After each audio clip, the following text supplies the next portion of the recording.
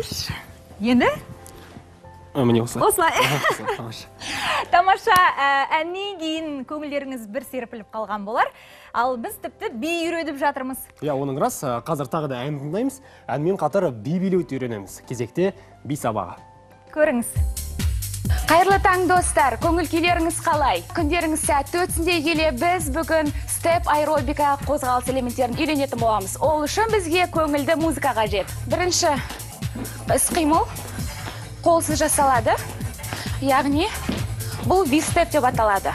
Аяқ бұлшық еттеріне өте пайдалы. Олай болса қыздар келесі қолмен. 1, 2, 3, 4. Келесі. Бұл да бірінші қолсыз басталады. 3, 4.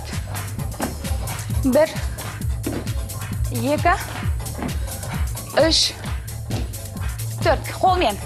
1, 2, 3, 4. Келесі. 1, 2, 3, 1, 3, 4. Келесі қыздар.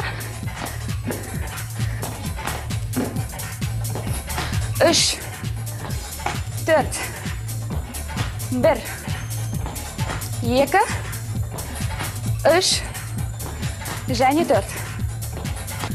Келесі қимылымыз ол қолымызды белге қойып, ви-степ жаттығын жасаймыз. Кеттік. 1, 2.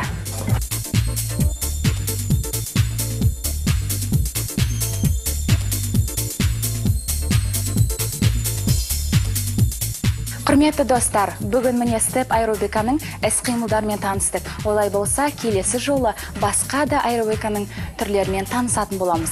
Кездескенше күн жақсы.